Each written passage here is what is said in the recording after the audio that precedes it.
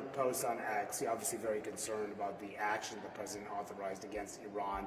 And you say it's not consistent with the MAGA agenda. Why?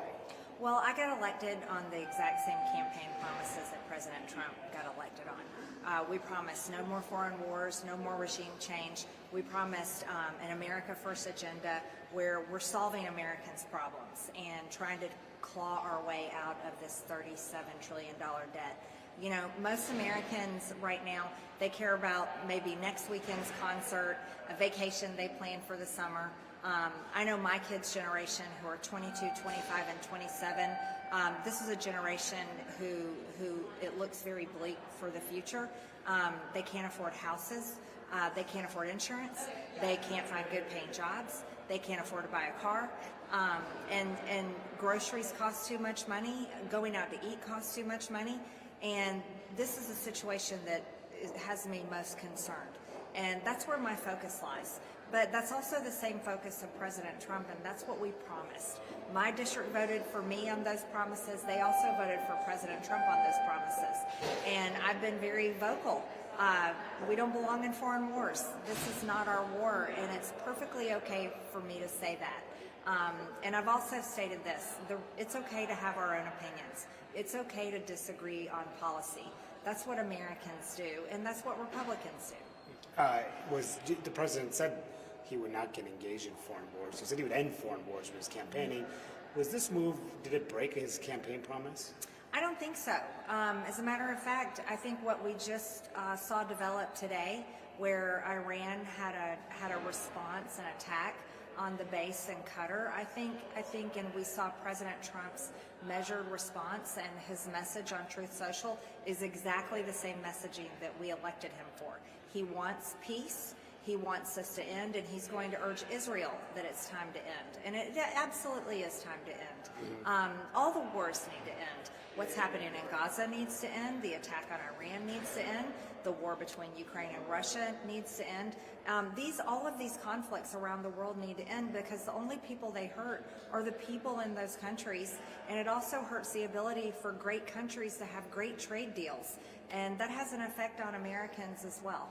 When you hear Republicans, including in the White House, say that this needed to be done to stop Iran from developing a nuclear weapon, because that could threaten America, what do you say to them when they're warning that if you guys didn't act, if the U.S. didn't act now, it would lead to more danger to Americans? Well, I have to preface with first, we haven't had a classified briefing yet. We're supposed to get one tomorrow, and I haven't been in a skiff and seen the information.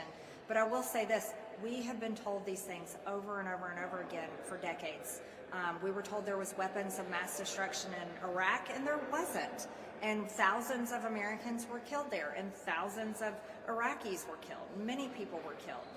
We have people suffering today with terrible PTSD and lifelong injuries from these wars that we should have never gotten involved in. They were pointless.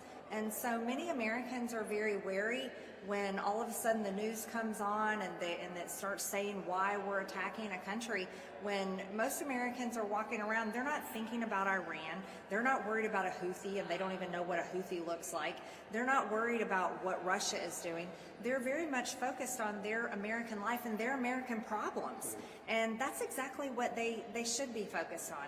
And I think it's important to have this dialogue. It's critically important. We're $37 trillion in debt, and we have a lot of problems to fix, and that's what I want to focus on. So it sounds like you're pretty skeptical about the claim that the U.S. was facing an imminent threat.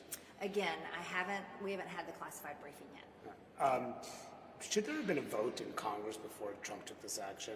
There wasn't a vote for Barack Obama before he bombed Libya and Syria and Iraq. There wasn't a vote for President Bush's many bombings and major war front. So no, the president by law can lead. He's the commander-in-chief. So you're okay. You're fine with Congress not voting here?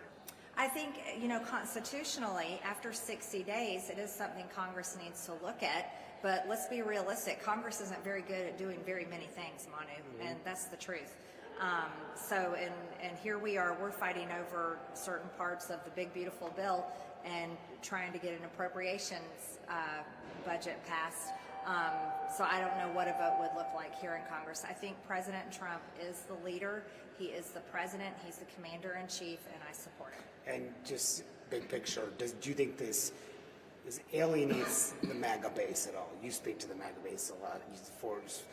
You are part of the MAGA base. Yes. Does this move, you think, alienate the MAGA base? I think what you're seeing is a very big divide in the MAGA base, and I think that's also something important to talk about, and I think it's generational. My parents' generation are baby boomers. The baby boomers get their news, they get it on television.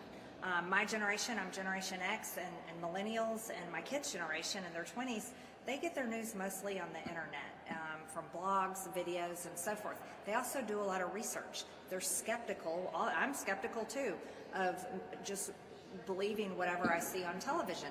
And Americans feel that way. We've been lied to too many times, and I think it's right to be skeptical. But I think you're seeing a major divide in Republican voters. Now, I'll argue that my position would become more popular. I was one of the first people that was completely against the Ukraine-Russia war.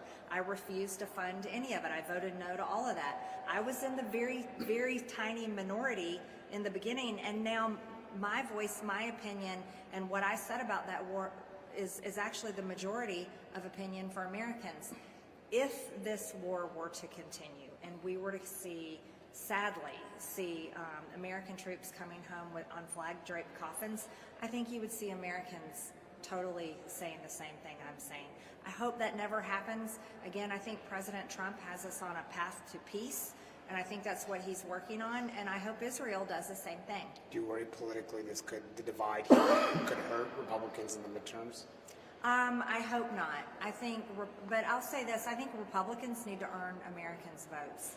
I have no problem being critical of Republicans, and I don't think we're earning our votes in the midterm, and that's on Congress. We need to be passing executive orders, we need to be cutting the spending, and we need to pass the president's agenda. And I think that way we can win the midterms. This is the first time I've really heard you be critical of President Trump.